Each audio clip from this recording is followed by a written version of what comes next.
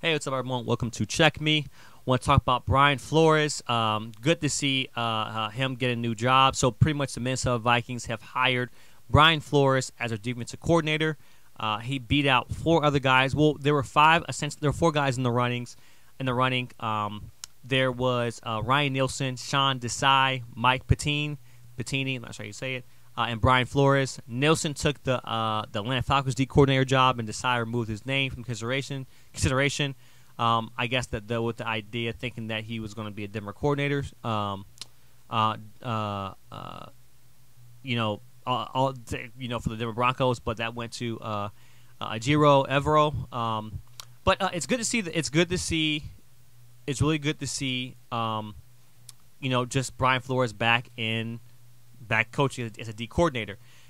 This previous year, he was with the Pittsburgh Steelers as defensive assistant, linebacker coach. But it's a different dynamic with being a defensive coordinator in this league and being an assistant. When you talk about the small nuances or just even the large scale things of being a linebacker's coach or assistant, you're kind of really zoned in and focused on that simple aspect of, hey, I have to get my guys right, and then you're contributing. You're not necessarily making decisions, but you're contributing to the overall scheme, strategy, a system that you particularly use. When you become a defensive coordinator, all those things come to play. Your system, your strategy, your personnel, your scheme. All these things come into play where you have kind of free range over, where you're actually calling the plays. You're making sure the guys are right in the right spot. There's a larger scale of responsibility that you have as a D coordinator, to the point where they can point at the guy and say he's responsible. If someone messes up on special teams, most of the time they're not going to the special teams coach. They're going to the head coach. And the head coach has to go to the special team guy. Same thing with the linebackers, right? They go to the head coach, then go to the linebacker coach, or they go to the D coordinator. So there's thresholds that go through for responsibility. As a D coordinator, you're getting that responsibility. So it is happy to see black coaches back in the league, getting opportunities in the league. Of course, it's not a head coach. I think he's one of the best coaches in the league. He just got dealt a bad draw in Miami. Believe it or not, Miami finished with the same exact record that his last year in Miami, and Miami went 9-8. They went 9-8 that year, but he didn't have Tyreek Hill, so he didn't have Tua was injured as well throughout the season as well too. And this is when the GM and the owner basically told him to tank, and he didn't, and they almost made the playoffs. So. So I think this Miami team is, the Miami team, messed up and let him go. But essentially, he's going to provide so much help to the Minnesota defense. The Minnesota defense was ranked 31st, second to last in total yards this year.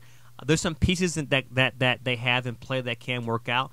Now, when a D coordinator goes to a different team, and of course Minnesota doesn't have a high draft pick, he may have say in what free agents they do and don't get. But when a defensive coordinator goes to a different team, he essentially has to work with what he has. So what does that mean?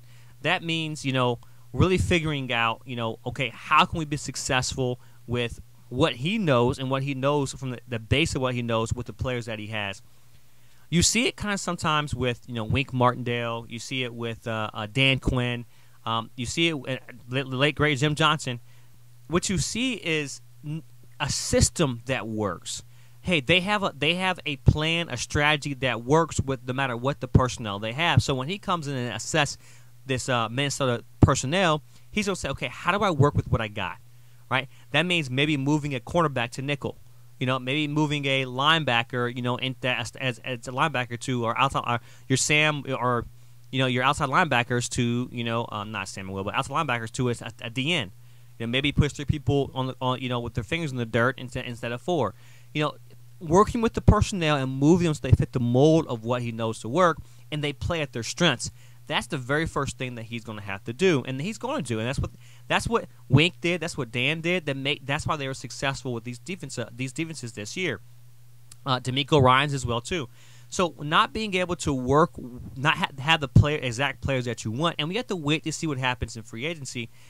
He'll have to come in and work with this personnel that he has, and I think that he'll do a good job. I think that he'll be successful.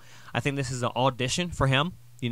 It's a 1-year audition for him to get a head coaching job. And if Minnesota's defense makes a dramatic or drastic change, I expect him to look for a head coaching job next year. Not like he pretty much did this year. He just didn't get one. So I'm happy for Brian. I'm excited to see what his Minnesota team is going to do. I'll be rooting for him low key, even though if they play the Eagles, I don't want him to don't want them to do well. But yeah, we'll see what happens with Minnesota and Brian Flores.